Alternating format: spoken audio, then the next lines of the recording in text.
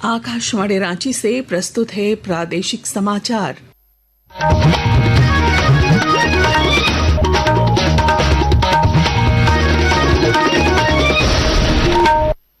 नमस्कार, प्रादेशिक समाचारों के साथ मैं पूनम केरकेट्टा। पहले मुख्य समाचार। राष्ट्रपति ने धनबाद में आईआईटी आईएसएम के 45वें दीक्षांत समारोह को किया संबोधित। अनुसंधान और नवाचार को बढ़ावा देने के साथ युवाओं को मार्गदर्शन देने की प्रतिबद्धता पर भी दिया जोर। झारखंड विधानसभा का मानसून सत्र शुरू। पहले दिन दिवंगतों को दी गई श्रद्धांजलि। 4 अगस्त को पेश होगा अनुपूरक बजट। मानसून सत्र को लेकर भाजपा विधायक दल की हुई बैठक। सरकार को विभिन्न मुद्दों पर घेरने की बनी रणनीति। रक्षा मंत्रालय की ओर से रांची में डिफेंस एक्सपो का होगा आयोजन। रक्षा और एमएसएमई से जुड़े सेक्टर लेंगे भाग। और राज्य स्तरीय कुश्ती प्रतियोगिता में भाग लेने के लिए रांची टीम का चयन ट्रायल 4 अगस्त को 23 साल तक के सभी पहलवान ले सकेंगे हिस्सा। और अब समाचार विस्तार से। राष्ट्रपति द्रौपदी मुर्मू ने कहा है कि अत्याधुनिक अनुसंधान और नवाचार को बढ़ावा देने के साथ ब्राइट यंग माइंड को मार्गदर्शन देने की प्रतिबद्धता भी होनी चाहिए। वे अपने झारखंड दौरे के दूसरे और आखिरी दिन आईआईटी आईएसएम के 45वें दीक्षांत समारोह को संबोधित कर रही थीं। अत्याधुनिक अनुसंधान और नवाचार को बढ़ावा देने और ब्राइट यंग माइंड्स मार्गदर्शन देने की आपकी प्रतिबद्धता के माध्यम से ही हमारे देश का भविष्य आकार ले सकता है। आज देश और विश्व में जलवायु परिवर्तन और संसाधनों की कमी से लेकर डिजिटल डिस्ट्रप्शन और सामाजिक असमानता को तक अनेक जटिल और तेजी से बढ़ती हुई चुनौतियां हैं। ऐसी स्थिति में आईआईटी आईएसएम जैसे संस्थान का मार्गदर्शन और भी अधिक महत्वपूर्ण है। आपको ये सुनिश्चित करना है कि ये संस्थान नई और स्थायी समाधान खोजने में अग्रणी भूमिका निभाए। कार्यक्रम को केंद्रीय शिक्षा मंत्री धर्मेंद्र प्रधान, राज्यपाल संतोष कुमार गंगवार और मंत्री सुदिव्य कुमार ने भी संबोधित किया। श्रीमती मुर्मू ने दीक्षांत समारोह में 20 प्रतिभाशाली विद्यार्थियों को स्वर्ण पदक से सम्मानित किया। राष्ट्रपति ने तकनीकी संस्थान के शताब्दी वर्ष समारोह के उपलक्ष्य में डाक टिकट भी जारी की। झारखंड विधानसभा का मानसून सत्र आज से शुरू हो गया है। पहले दिन दिवंगतों को श्रद्धांजलि देने के बाद सदन की कार्यवाही सोमवार सवेरे 11 बजे तक के लिए स्थगित कर दी गई। इससे पहले सदन को संबोधित करते हुए विधानसभा अध्यक्ष रविंद्र नाथ महतो ने लोकतंत्र की आदर्श परंपराओं के निर्वाह, सदन में रचनात्मक संवाद और सहभागिता की अहमियत पर बल दिया। झारखंड विधानसभा के मानसून सत्र में भाग लेने के बाद मुख्यमंत्री हेमंत सोरेन आज एक बार फिर दिल्ली रवाना हो गए। जानकारी के अनुसार दिशोम गुरु शिबू सोरेन की तबियत ठीक नहीं है और उनके स्वास्थ्य में लगातार उतार चढ़ाव देखा जा रहा है। गौरतलब है कि मुख्यमंत्री 30 जुलाई को ही दिल्ली से रांची लौटे थे। राज्य की प्रमुख विपक्षी पार्टी भाजपा मानसून सत्र के दौरान सत्ता पक्ष को घेरने की तैयारी में है। इसे लेकर आज रांची में भाजपा विधायक दल की बैठक हुई। बैठक के बाद पत्रकारों से बातचीत में भाजपा के मुख्य सचेतक नवीन जायसवाल ने राज्य सरकार पर कई गंभीर आरोप लगाए और आगामी सत्र में विपक्ष की रणनीति को साझा किया। अतिवृष्टि के कारण कई किसान परेशान हैं। किसान अपनी फसल को बर्बाद होता देखकर कई लोग आत्महत्या के लिए मजबूर हो रहे हैं। विस्थापन को लेकर अगर देखेंगे कि रिम्स 2 में किसान का जमीन लेने का जो योजना बनाया है उस पर भी कई चर्चा हुई।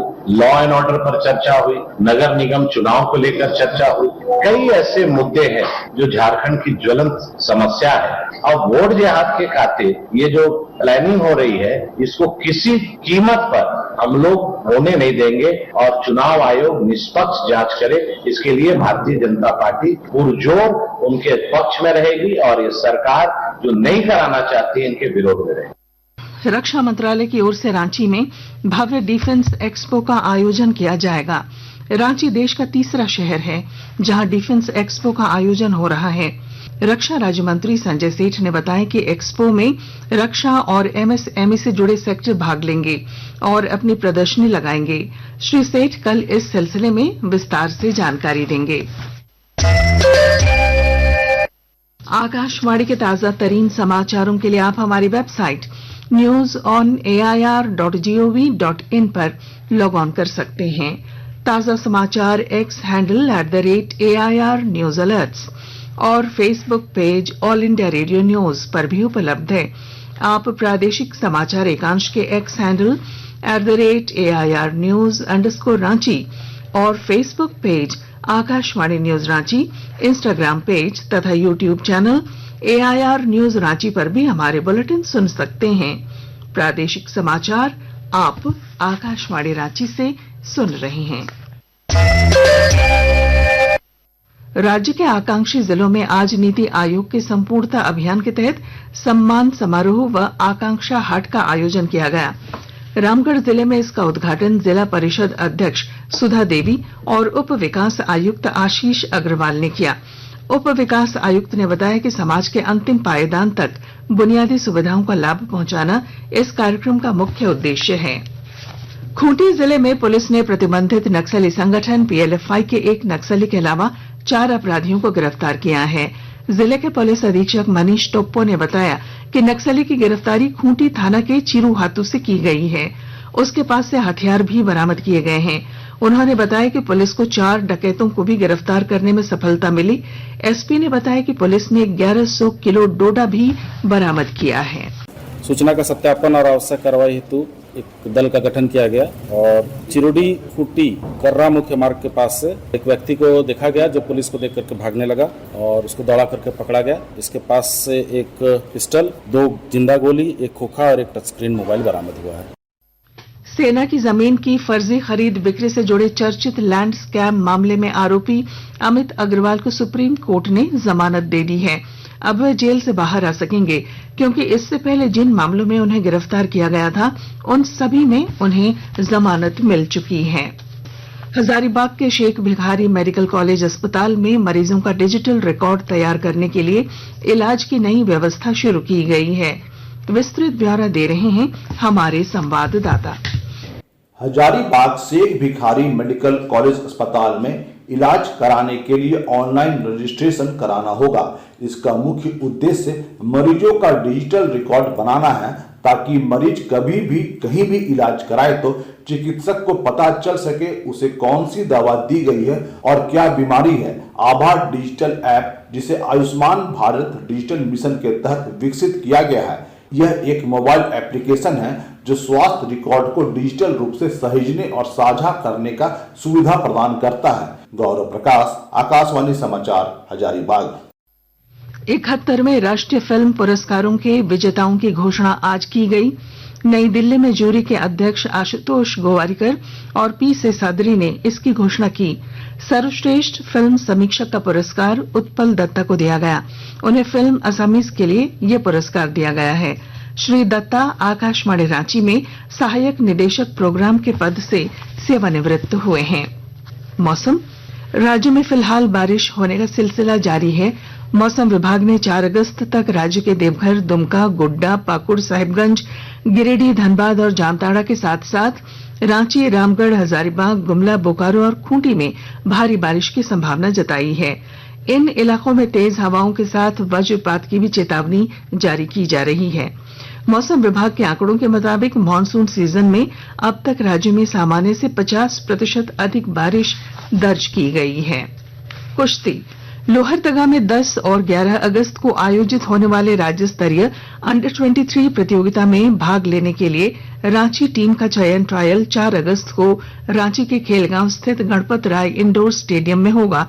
ट्रायल में 23 साल तक के सभी पहलवान भाग ले सकेंगे। और अब अंत में मुख्य समाचार।